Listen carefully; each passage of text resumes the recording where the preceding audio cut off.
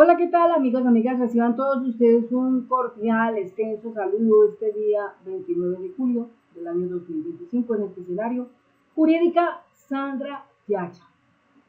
Bueno, acontece que el día de ayer fue un día en que la justicia ocupó todo un día para presentar el fallo contra el señor Álvaro Uribe Vélez, expresidente de la República de Colombia, por los delitos de soborno eh, penal y fraude procesal. Bueno, lo siguiente es que durante el día la juez 44, Sandra Liliana Heredia Aranda, leyó todo el fallo, pero como a ella le dijeron, lea todo esto de un fallo en derecho. Entonces, la primera parte con la que ella arrancó es que puso que la justicia no está para trabajar para la prensa, no trabaja para la política, la justicia no trabaja para la historia, la justicia trabaja para el pueblo colombiano, sirve al pueblo colombiano. Así que si ayer la justicia pretendía darles una buena cantidad de contenido para tener que hablar en los medios de comunicación, o a nivel político, o a nivel de la historia, no. Lo de ayer era un fallo en derecho donde expresaba la juez 44 con todos los detalles del caso, códigos, cualquier cantidad de códigos para un libro de 1000 folios. ¿Ustedes saben qué es un libro de 1000 folios? Todo un expediente de este caso que duró prácticamente más de una década, que comenzó cuando Uribe demandó al senador Iván Cepeda y luego la Corte Suprema de Justicia encontró que el que estaba haciendo las cosas mal era el señor Álvaro Uribe Vélez y no el señor Iván Cepeda Castro. Entonces terminó Iván Cepeda Castro como víctima de Álvaro Uribe Vélez. Es decir, los papeles cambiaron. Y así empezó todo este proceso. Entonces se sumaban nuevas cosas aquí y allá. Y lo cierto es que eso llegó a reunir aproximadamente 1000 páginas, lo que nosotros denominamos 1000 folios. En el derecho son folios, o sea, una página es un folio. Y así es toda una lectura bastante larga, y eso que la juez trató de resumir lo más que pudo, pero igualmente necesitaba mostrarle a los medios de comunicación que lo que se estaba haciendo no tiene nada que ver con la política, no tiene nada que ver con la ideología. Simplemente se está explicando que existen antecedentes, hechos, y entre esos hechos, uno de ellos que explicó la juez 44 era que las interceptaciones que habían sido efectuadas por la Corte Suprema de Justicia son totalmente legales, cuando la defensa decía que eran ilegales. Y pues claro, todo el Centro Democrático también dijo que son ilegales, y 105 personas que van a favor de Álvaro Uribe dicen que son ilegales, y en Estados Unidos dicen que son ilegales. O sea, porque, hombre, el señor tiene sus problemas de justicia y pues tiene muchos amigos a los cuales alguna vez les sirvió en una u otra forma, pues ellos estarán siempre para poderlo defender, ¿sí? Pero los maleantes siempre van a defender a los bandidos. ¿Por qué? Porque ellos buscan que no se acabe la alcancía, que no se acabe el que provee el dinero. Es así. Ya sea dinero, ya sea influencia, pero siempre habrá esa cuestión.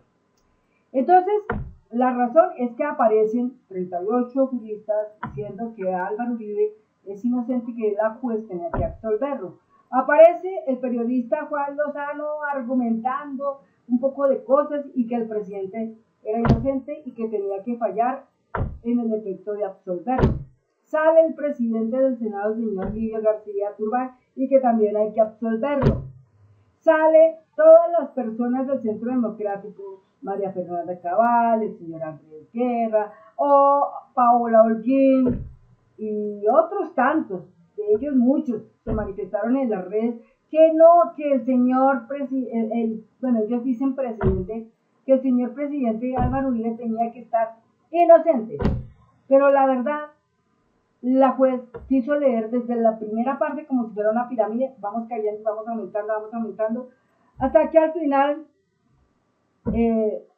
concretó que fue delito todo lo que cometió Álvaro Uribe Vélez, porque aprobó que fue determinador de todo esto. Entonces, ante eso, allá Estados Unidos empezó a decir cosas que por qué al señor Álvaro Uribe lo han atacado así, si él fue un defensor, cuánto no atacó a las guerrillas y aquí y allá, las FARC y esto. Pero ellos no miran tan bien que el señor Álvaro Uribe Vélez fue el padre del paramilitarismo y que él financió las AUC, las Autodefensas Unidas de Colombia, los paramilitares, y también perpetraron masacres terribles donde también hubo voz por parte de él. Eso no lo digo yo, eso lo dice la historia. Yo solamente estoy contando lo que en la historia de Colombia ha quedado escrito y he leído. Entonces, surge de Estados Unidos una congresista, que representa prácticamente parte del gobierno de Donald Trump. Se llama María Elvira Salazar, y esta señora impulsa el siguiente mensaje, diciéndolo así, como diciendo, oiga, Colombia no tiene en materia de justicia nada, están graves, están mal porque han acusado al señor Álvaro Uribe Vélez, injustamente, canalladamente, bueno, digámoslo así. Entonces escribe este tuit, dice, hoy no se hizo justicia en Colombia, o sea, se refiere al día de ayer, 28 de julio del 2025. Se consumó una infamia contra Álvaro Uribe, el hombre que rescató al país del terrorismo y enfrentó a las FARC cuando nadie más se atrevía.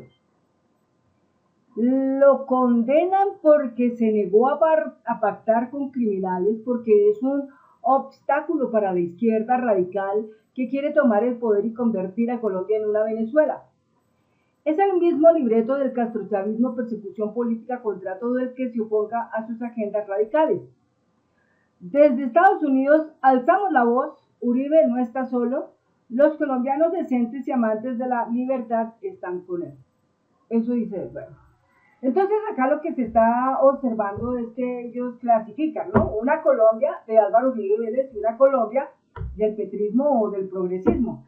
Hay dos Colombias, entonces la Colombia de Álvaro Uribe Vélez son muy pocos, literalmente es el 0.01% de 50 millones, que relativamente no es tampoco mucho, y son personas que muchos de ellos son torcidos. No digo torcidos porque es que se les han conocido innumerables cosas que los cuestionan, que han robado, que han saqueado, que han trampeado, que han hecho mal los contratos, se han llevado plata por coimas, por sobornos, etcétera, etcétera.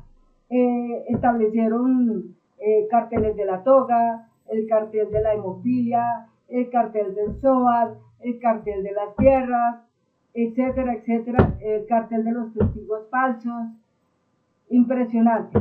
Todo eso está escrito. Por si alguien me quiere refutar a mí o me está diciendo, ay, usted es mentirosa, yo no lo estoy diciendo mentirosa, yo estoy diciendo lo que ya existe y está escrito, y ustedes a través de la inteligencia artificial, pues por favor ahonden un poco, profundicen un tanto lo que ya existe y por favor leer, porque leer libera. Entonces eso dijo la señora María Elvira Salazar. Entonces después le sumamos a eso lo que dijo la señora Vicky Dávila, que eso pues también es otro cuento tan curioso, ella decir esto, pero lo dijo.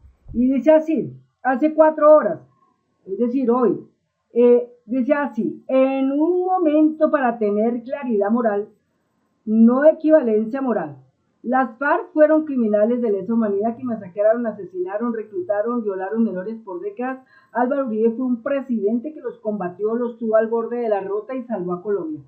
Pregunto, si eso fue así, entonces, ¿por qué aún existe el Clan del Golfo? Si eso fue así, ¿por qué el Tren de la Aragua? Si eso fue así, ¿por qué la segunda Marquetalia de Iván Márquez?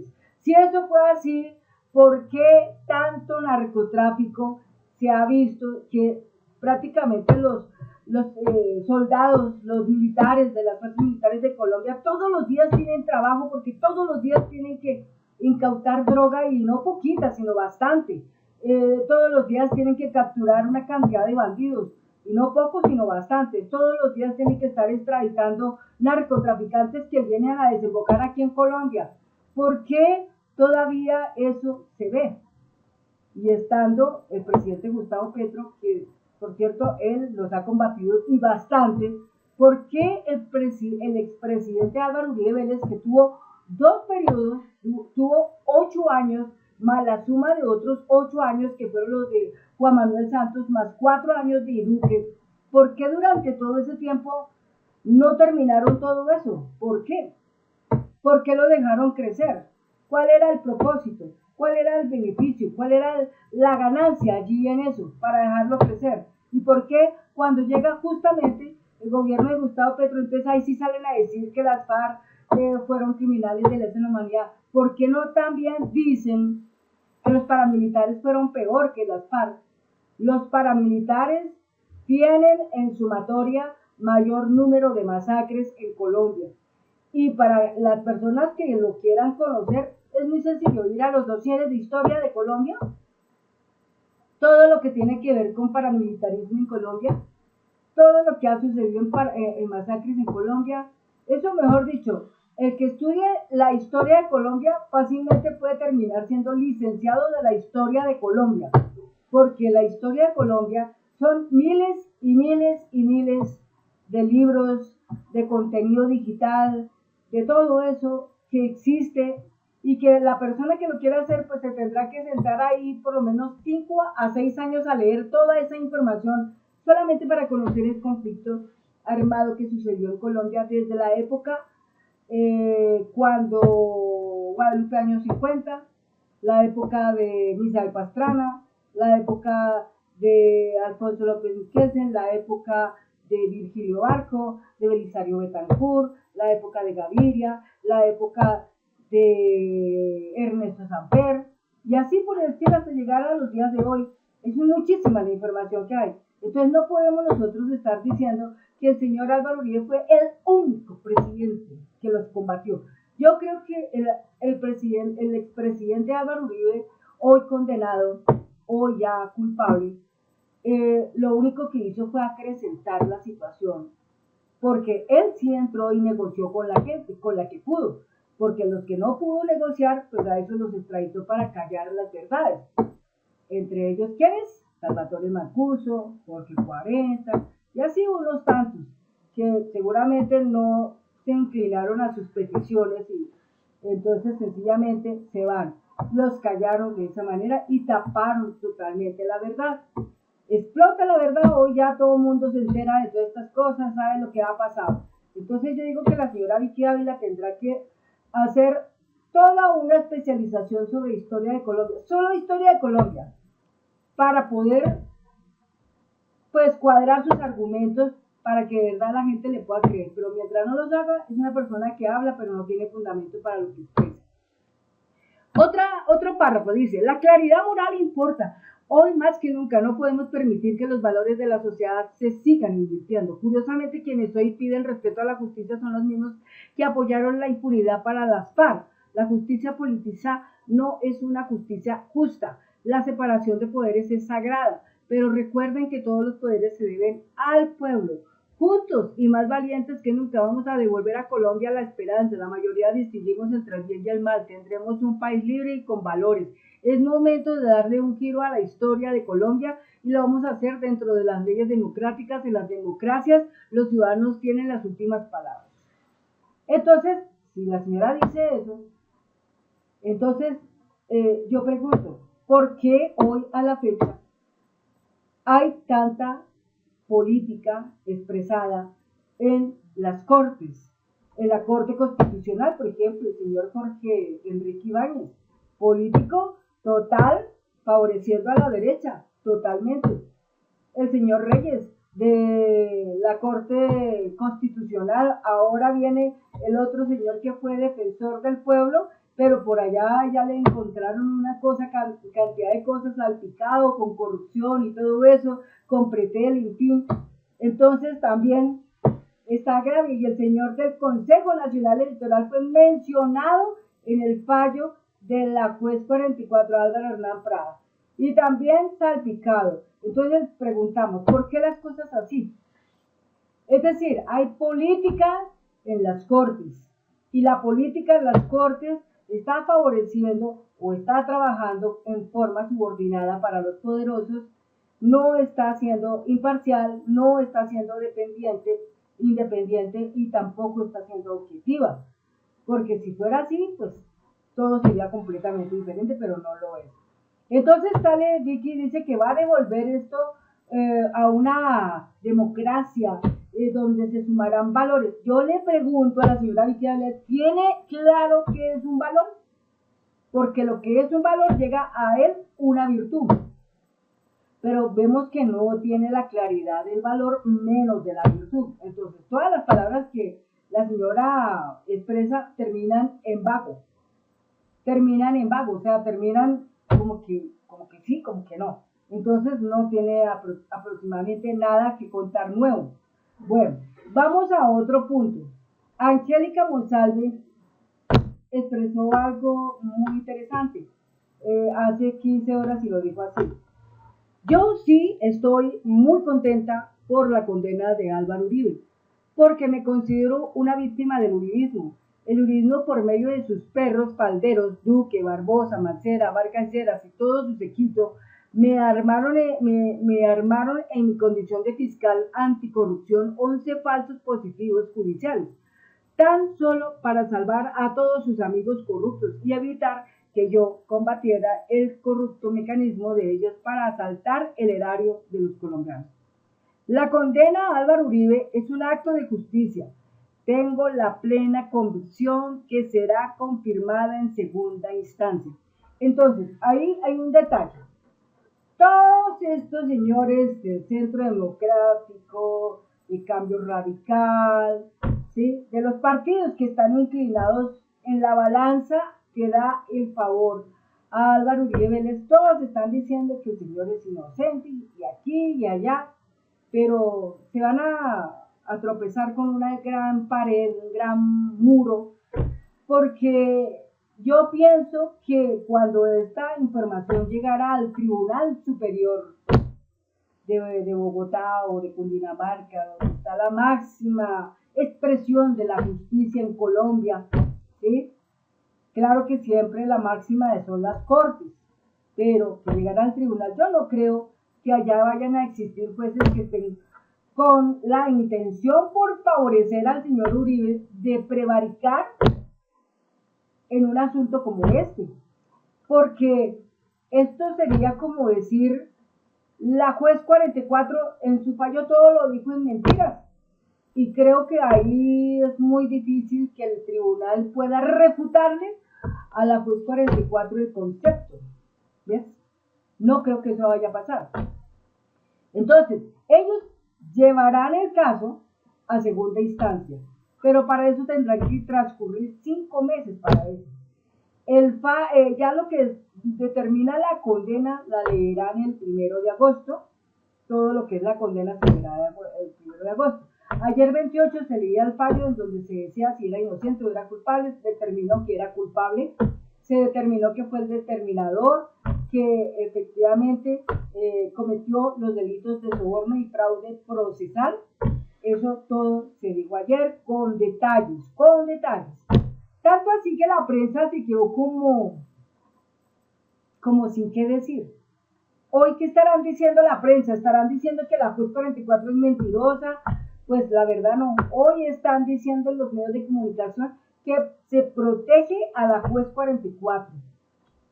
porque no falta que por ahí algún loco le quiera hacer daño y ese loco es uno de los del uribismo. Es que en el uribismo pareciera que hubiera mucha gente bipolar, lastimosamente, gente como, no sé, se desencajan con facilidad por defender a su líder amado.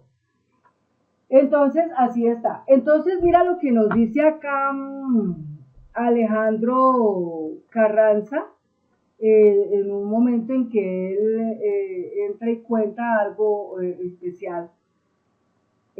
Por ejemplo, aquí, bueno, esto es algo más acá. Bueno, esta parte de aquí dice: Última hora Caracol, la Defensoría del Pueblo llama a la sociedad colombiana a respetar las decisiones judiciales. Llama a la sociedad colombiana a respetar las decisiones judiciales. Esto en medio de la lectura del fallo, en medio del juicio contra el expresidente Álvaro Uribe Vélez. Esta independencia implica que jueces y juezas deben ejercer su función con plena libertad, sin presiones indebidas ni descalificaciones que interfieran en su autonomía o debiliten la confianza de la ciudadanía en la administración de justicia. Es que lo de ayer era tenaz. Lo de ayer, como dice el dicho, si la juez se inclinaba hacia Álvaro Uribe, para decirlo absuelvo, estaría fallando porque cometería omisión y prevaricato, y eso es un delito. Y si fallaba para el lado que es contra Álvaro Uribe Vélez, entonces se gana una maletada de enemigos, incluyendo los de Estados Unidos, y enemigos tremendos a nivel del uribismo, ¿sí? Y de la derecha. Entonces esta gente empezaría a tomar actuaciones como desprestigiarla, pero como lo dijo el presidente Gustavo Petro, la juez 44 está siendo respaldada no solo por el presidente, sino por el pueblo colombiano, y felicita a la mujer porque con valentía determinó ese fallo, porque es el rescate de un Estado social de derecho, porque como todos brincan diciendo Estado de derecho, porque es que lo dicen así, ellos ya no dicen social, dicen Estado de derecho. Lo dice el presidente del Congreso, el señor Lirio García Turbay, dice esto es un Estado de derecho, él lo dice Estado de derecho, pero eso no es un Estado de derecho. La Constitución de 1991 dice muy claramente que esto es un Estado social de derecho. ¿Y eso qué significa? Que nadie está por encima de la justicia. Y aquí lo que buscaban era que alguien estuviera siempre por encima de la justicia. Entonces así no se puede. Porque entonces, ¿qué? Entonces nuestro país entonces sería administrado por bandidos. Entonces los bandidos pueden cometer crímenes y delitos y todo eso y no se les castiga. Y los de abajo, una cosa muy mínima y sí se les castiga. No, el ejemplo va desde el grande hasta el pequeño. Todo así. Bueno, otro punto más también, por ejemplo, el espectador salió a decir algo como esto, por ejemplo. Dice, congresistas de Washington y Bogotá piden medidas contra Colombia similares a las impuestas a Brasil por el caso Bolsonaro, argumentando que el proceso contra Uribe es, entre comillas, de carácter político. Cierra comillas, la atención internacional se suma al sismo electoral. Entonces el presidente dice, Colombia no se chantajea. Y es así, no se puede chantajear Colombia. Bueno, en otra parte, dice el abogado Alejandro Carranza, en los siguientes términos, otro punto también dentro del nivel de la justicia, dice, Alejandro Villanueva dice una cosa: si en el juicio contra Nicolás Petro el juez sale a decir el derecho no puede temblar frente al ruido, eso fue lo que dijo la juez 44, y la justicia no se arrodilla frente al poder, eso también lo dijo la juez 44, ya estarían diciendo golpe blando o lawfare. Entonces le responde el abogado Alejandro Carranza a este señor Alejandro Villanueva, aclarando algunas cosas importantes. ¿Por qué dices eso? ¿Acaso tienes evidencia de que esta defensa quiera deslegitimar la independencia judicial? Guarda este post y tómate una agüita para los nervios. Si perdemos, nada tendrá que ver el gobierno. Si ganamos, nada tendrá que ver el gobierno, porque no es un estado político. Hay que esperar, Alejandro, a que el juicio avance. Hay que entender que las redes ofrecen show, no verdades procesadas. Hay que permitir que la justicia actúe y puedes estar seguro, en lo que a mí respecta, no haré ninguna clase de propaganda o presión en contra o a favor de las decisiones del juez de conocimiento, como lo hizo Revista Semana, como lo hizo FM, Juan Lozano. Entonces ahí está. Cuando se tienen las razones y las evidencias se discuten en juicio para vencer, no se negocia con la fiscalía ni se presiona el juicio con los medios, como lo hicieron cuando negociaron las preclusiones en la fiscalía para Álvaro Uribe Vélez, o los medios, eso sí lo hicieron. Confiamos en la inocencia de Nicolás porque tenemos las evidencias, así algunos influencers crean en las publicaciones de la revista que amo, que armó el proceso y en la justicia de este país. Para despedirme, Alejandro, que sea la verdad, que emana de las pruebas, que se debatirán en juicio las que determinen la responsabilidad de Nicolás, no los influencers y sus likes, las ideologías o el odio. En el caso de Nicolás, queremos verdad y justicia para él y para el país. Eso fue lo que dijo el señor Alejandro Carranza. O sea, en palabras más exactas, lo que le quiso decir fue que hay muchas cosas que cometieron como error el uribismo y se dejaron ver. Y esto que se dejó ver tuvo nombre. Y eso que tuvo nombre lo aclaró perfectamente el abogado Alejandro Carranza. Y lo explicó a la audiencia, lo explicó a la ciudadanía, a la gente que está en las redes sociales. Y otro punto. Camilo Ramiro dice lo siguiente: hoy Colombia amaneció siendo un país más digno y esperanzado. Lo sucedido con el caso de Álvaro Uribe Vélez es fruto de la valentía y el ejemplo de muchas personas, pero muy especialmente de dos, Iván Cepeda Castro y Miguel Ángel del Río. Cada uno desde su escenario sufrió infamias, persecuciones, intimidaciones y montajes. Su amor por Colombia, a la defensa de las víctimas históricas de la violencia y la incansable búsqueda de la verdad no los dejó desfallecer, aun cuando han enfrentado y vencido en democracia a uno de los poderes más turbios del país. Está refiriéndose a Uribe. A Iván y a Miguel Ángel, amigos y compañeros de causas ciudadanas y de país, mi aprecio, apoyo y reconocimiento siempre. Hay que seguir, hermanos, siempre pa'lante. Entonces, todo esto, digamos, ayer fueron miles y miles de reacciones de personas frente a lo sucedido, pero pienso que la mayor parte de la gente quedó contenta porque brilló la verdad, brilló luz de justicia. Fue una cosa que nos quedará para recordar en esta vida, que gracias a que hubo personas con un poder de esperanza total, lograron conseguir la justicia, un poco de ella, porque pues realmente lo que le pasó al señor Álvaro Uribe Vélez, pues para lo que lo van a condenar, literalmente es muy poco para todo lo que el señor debe. Él le levantaron muchos procesos y solamente lo están atendiendo. De toda esa cantidad de procesos están atendiendo sin mucho 2 o 3. Y están ahorita solamente castigando 2. Ahora imagínense todo lo que está detrás de él, la cantidad de procesos de muertes, de desplazamientos, de una cantidad de cosas que prácticamente en el correr del tiempo se irán ubicando y se llegará y se activará justicia en cada momento. Pero lo que yo sí veo es que el señor Uribe, hasta el último día de su vida, hasta el último día de su vida, estará agotando todo lo que tiene para zafarse de la justicia. No podrá, porque una persona como él lleva en su conciencia un enorme bulto que pesa fuertemente y son muchas muertes muertes por la ley 100, muertes por los falsos positivos, muertes por los desplazamientos forzados, muertes por las expropiaciones a los campesinos, etcétera, etcétera. Entonces, todo esto no creo que un ser humano lo aguante. Y este señor tal vez no lo aguante. Pero sí digo que hasta el último día que tenga respiro este señor Uribe Vélez estará buscando eso. Pero no lo va a hallar.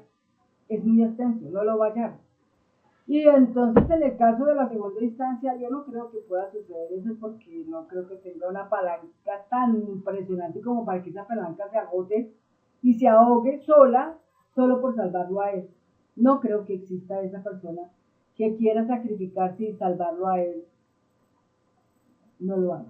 Hay magistrados que se metieron, como se dice, en una zona muy caliente y casi que se queman solamente por ayudar a Álvaro Uribe Vélez y de todos modos sus hojas de vida quedaron manchadas. Entonces no creo que en el tribunal a donde llegue el tal proceso a segunda instancia para que él sí intente salvar, eso no va a pasar nunca. No va a pasar. Bien. En lo que ayer en la prensa mencionaron en la Radio Nacional Colombia. Una nota del 28 de julio del 2025, lunes, dice el titular así: expresidente Álvaro Uribe Vélez declarado culpable de los delitos de soborno y fraude procesal. La juez Sandra Heredia manifestó en su fallo al expresidente Álvaro Uribe Vélez se aprobó el delito de soborno a testigos. Entonces, ¿qué dice esta nota? El juzgado que lleva el proceso penal contra el expresidente Álvaro Uribe Vélez anunció este 28 de julio que proferirá sentencia condenatoria al concluir que se acreditaron los delitos de soborno en actuación penal y fraude procesal. Así lo determinó la juez Sandra Heredia durante la audiencia de lectura del sentido del fallo, una etapa procesal en la que se anuncia la decisión final, pero sin detallar aún la pena ni los fundamentos jurídicos completos.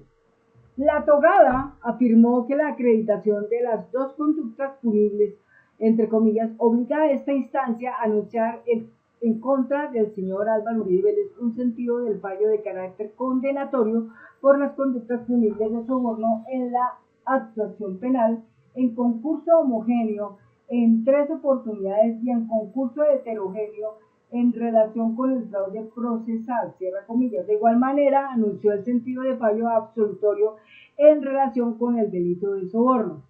¿Sí? O sea, de los 3, uno fue absuelto, que fue el de soborno, pero los otros 2 no se pudieron.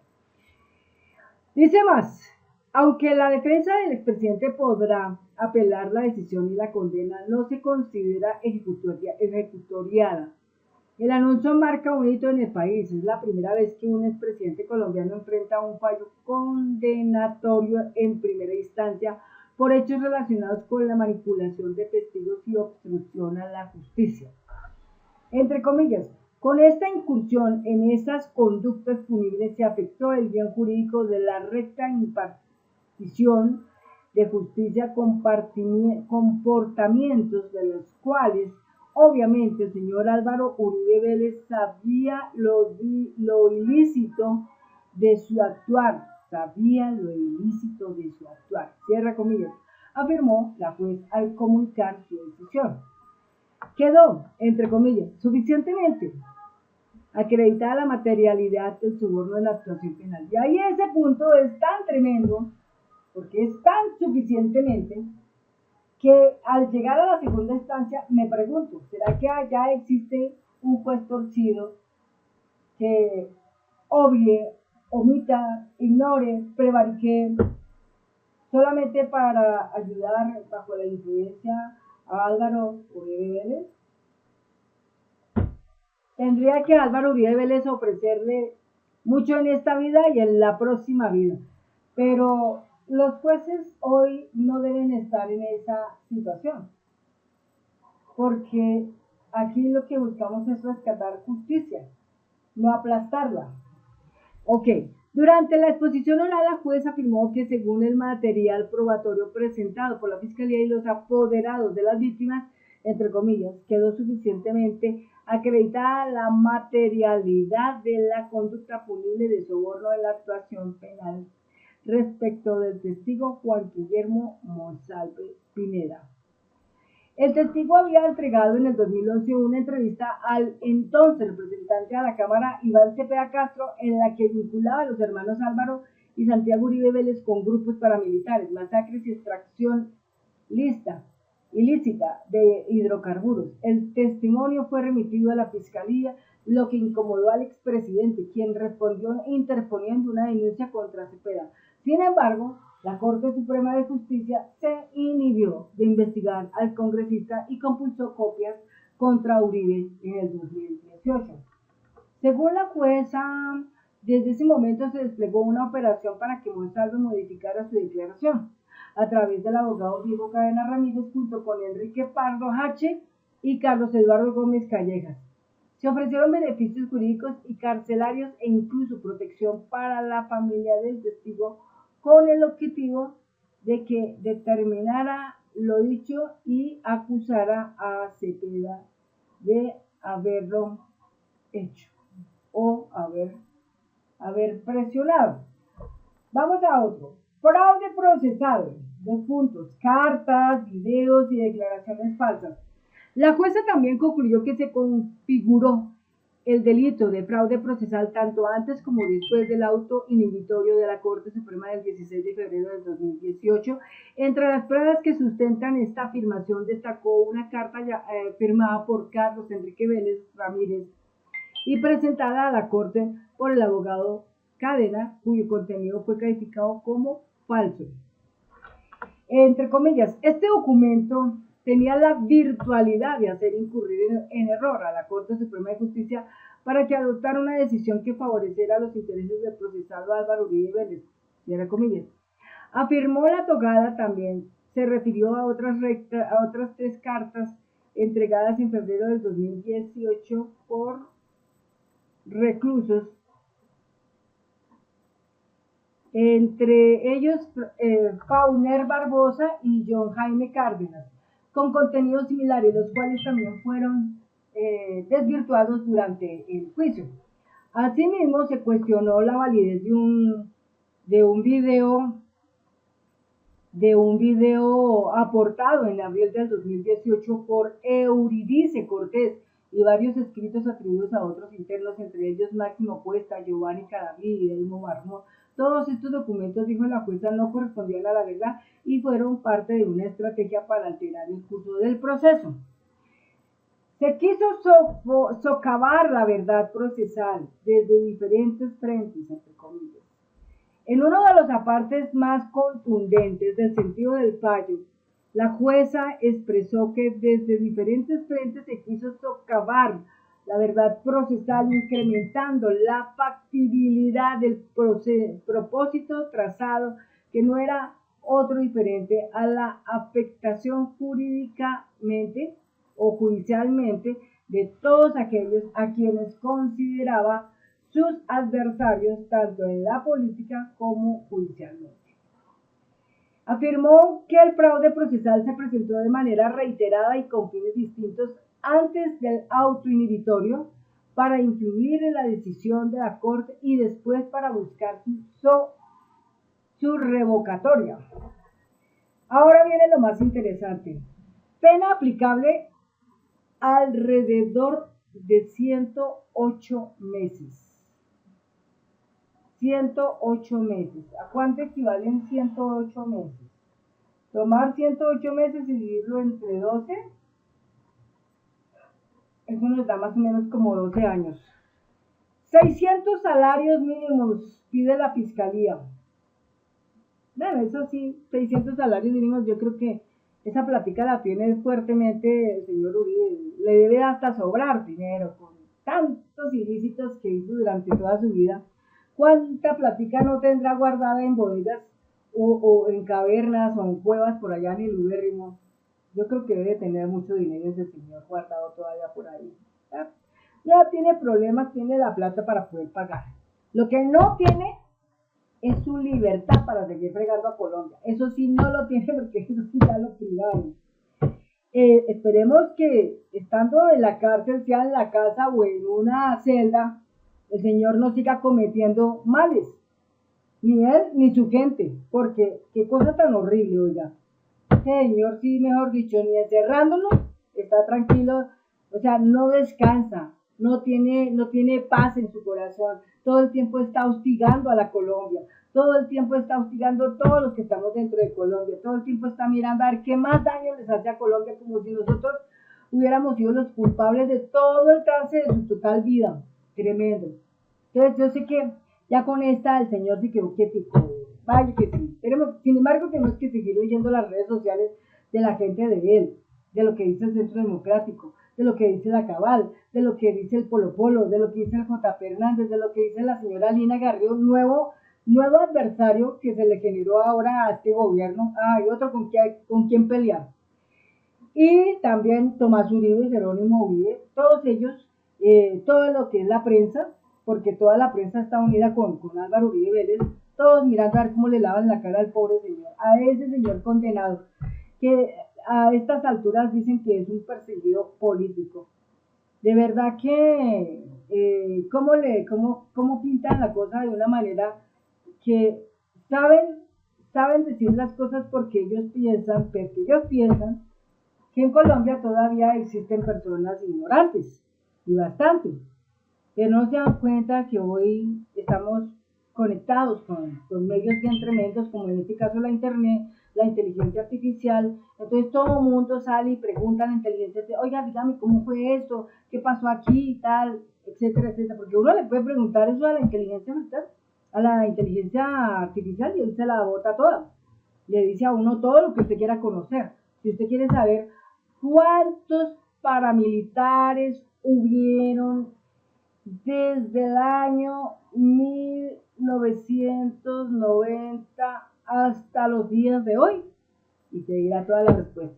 ¿Cuántas masacres hubieron de los paramilitares desde esa fecha hasta hoy? Y te lo dicen sin pelos, o sea, sin escatimar nada, sin ocultar nada, todo te lo dicen.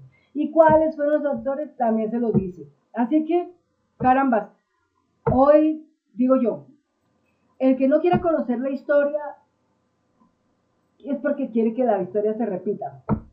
Pero si nosotros conocemos la historia de Colombia, ¿buscaríamos que se repite? No, señores, la historia no tiene por qué repetirse. No tenemos por qué regresar allá otra vez. No tenemos por qué regresar a esas barbaries. Y pues para no regresar a esas barbaries, pues aquí nos rascamos la cabeza. ¿Qué pensamos? ¿Qué hacemos? Ya, elegir un buen Congreso. Un buen Congreso. Gente honesta, gente que trabaje para el pueblo, un buen presidente progresista, ojalá, que esté pensando al 100% en que Colombia tiene que progresar como potencia mundial y no ser el patio trasero de Estados Unidos, ni de Europa, ni de nadie, sino ser una potencia mundial. Creo que eso no es pedir mucho. Bien, entonces ahí está. La pena para los dos delitos que le imputan al señor Álvaro Uribe Vélez es que van de los 6 a los 12 años y la estimación de una multa de 600 salarios mínimos. Expresó la Fiscalía General de la Nación. Por su parte, la defensa solicitó mantener la libertad del expresidente mientras se realiza la fundamentación jurídica sobre la imposición de una eventual pena. Si este señor se mantiene en libertad, ¿qué puede pasar? ¿Será que el señor se nos escapa? De pronto sí se escapa, porque el señor no quiere, no acepta. Entonces buscará de pronto fugarse, muy probablemente se termine fugando, como el que también se terminará fugando es el señor Álvaro Hernán Prada, porque a él se le tiene que caer la justicia, como a este.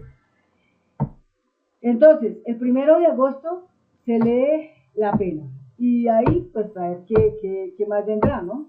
¿Qué más vendrá? Pero todo es responsabilidad de la justicia, lo que quieran hacer, Lo único que se sabe es que el señor Uribe, si se deja suelto, es muy peligroso, porque él mueve montaña, él mueve grandes masas, y él fácilmente, con la forma como es, puede provocar una guerra civil en Colombia.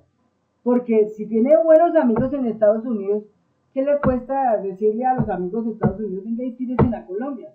Entonces, no pueden los jueces permitir, pienso para mí, no pueden permitir que eso se extienda más allá. Ahora bien, la lectura de la decisión sería el próximo viernes, o sea, el 1 de agosto del 2025 sobre las 2 de la tarde. Y así terminaría por lo menos una instancia del denominado juicio del siglo en Colombia. Y eso es todo. Para aquellos que quieran conocer todo lo que pasó el día de ayer, 28, todo el contenido digital se encuentra instalado en RTBC, en Señal Colombia, en Infopresidencia. Ahí está toda esa información para que lo quiera ver.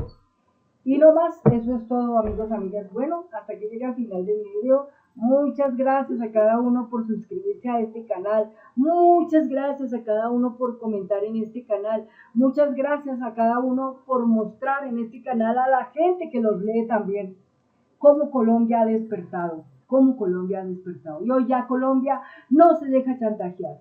Hoy Colombia ya está viviendo un nuevo capítulo en su historia. Y este nuevo capítulo representa, hemos rescatado una parte del Estado Social de Derecho. Muchas gracias y en un próximo video volveremos a vernos. Hasta pronto.